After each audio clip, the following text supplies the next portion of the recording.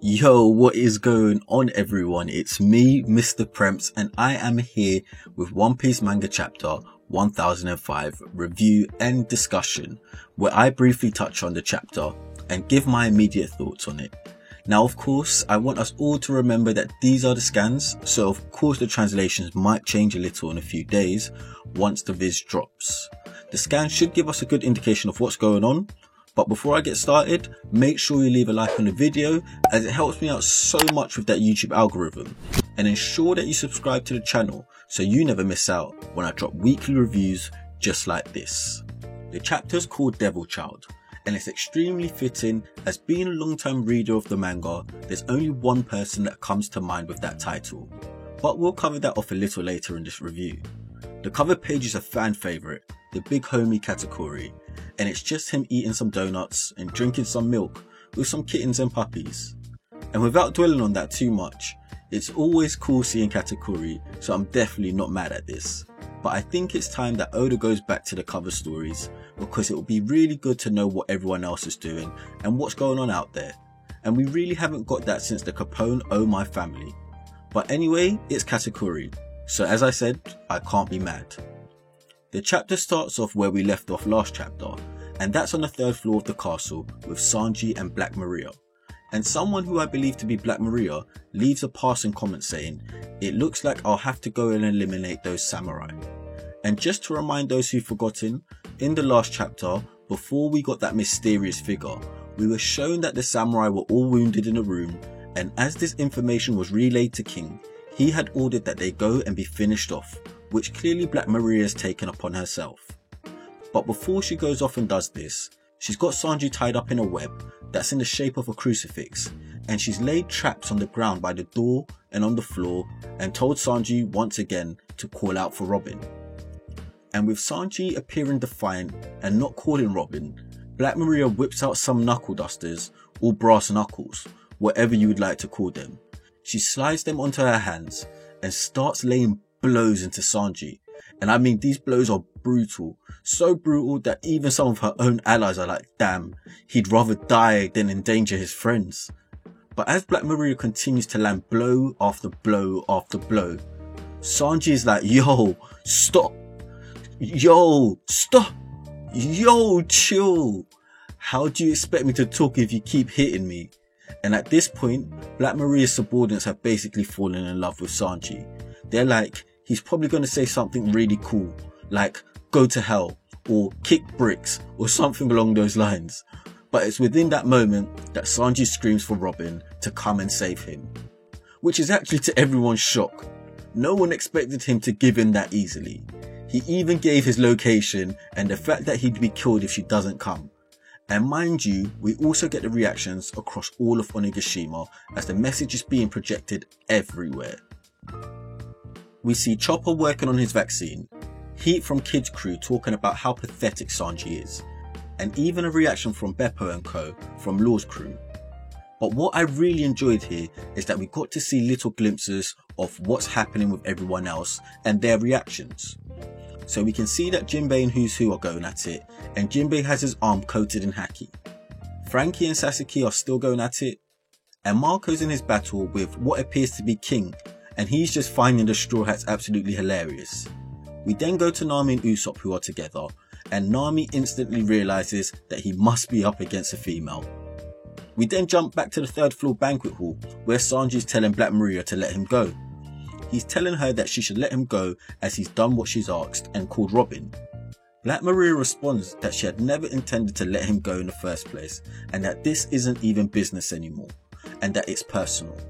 She says that she wants Sanji to be her pet, just like the others, as we're shown a panel of other guys webbed up professing their love for Black Maria. And honestly, I think this dialogue here is very clever by Oda. It's a mentality that runs throughout Kaido's crew, and it involves holding individuals against their will and basically breaking their wills until they conform to what said individual desires. However, Sanji, being Sanji, is like, nah, I want to love them all. I want to love all the ladies in the world. And if this doesn't summarize Oda's portrayal of Sanji, I don't know what does. Because at this point, Oda's just trolling. He's having fun and he's absolutely loving this gag. because upon hearing this, Black Maria is like, he needs to be disciplined. So as she goes to hit Sanji with her brass knuckles again, a giant hand sprouts and slaps the shit out of Black Maria, and it's Robin.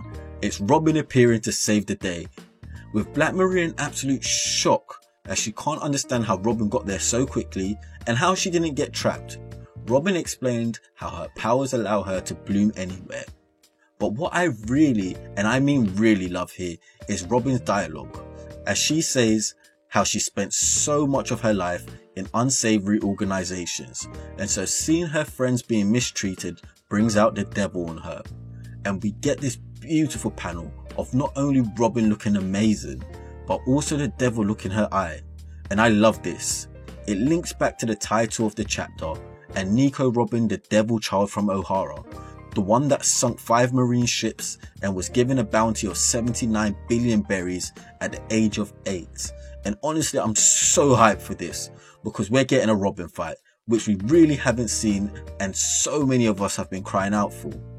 But before getting back into the chapter, I want to touch on something that Sanji said about his armament haki not working. And this was actually put in place by Oda to show us why Sanji was getting hurt. He couldn't protect himself due to armament haki being willpower.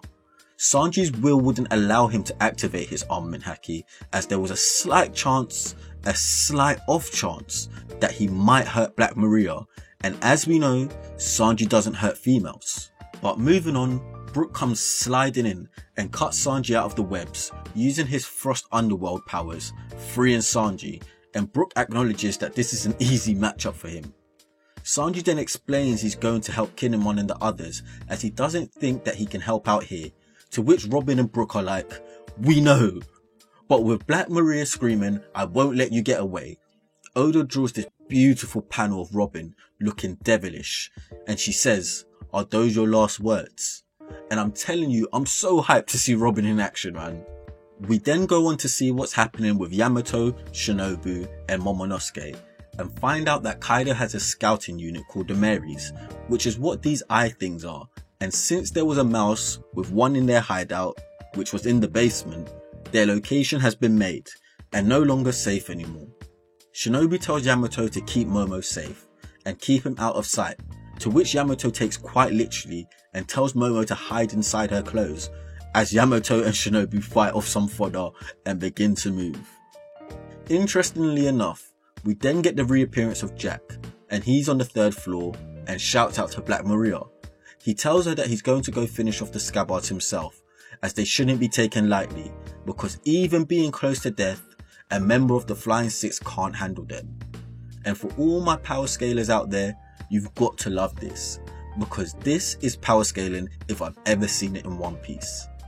Jack orders Black Maria to not lay a finger on them, as he has flashbacks to Neko, Inu and Raizo, which evidently shows us the 3 Scabbards who did the most damage to him internally, leading back to the whole Raizo is safe moment on Zou.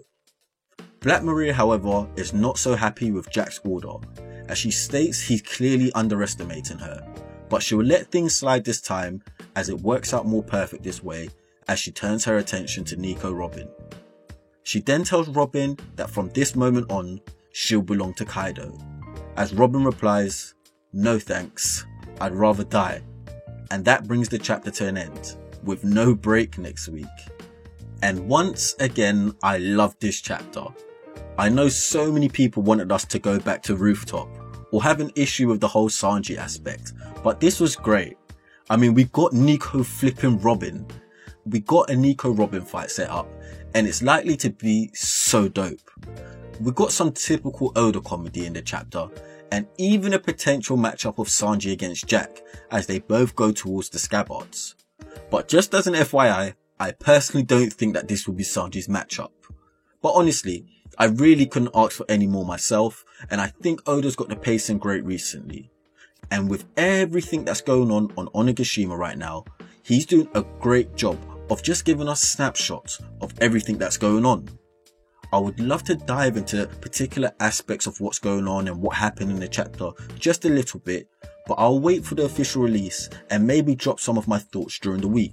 We aren't on break next week, which is a positive, but let me know what you all think of the chapter down in the comments, and whether you were more disappointed in Sanji or happier with the fact that we got a Robin fight. Make sure you all support the official release on Sunday, and as always, if you like anything I've had to say, please make sure you leave a like on the video. And if you would like to see more content just like this, make sure you subscribe to the channel so you never miss out when I drop more gems just like this. Say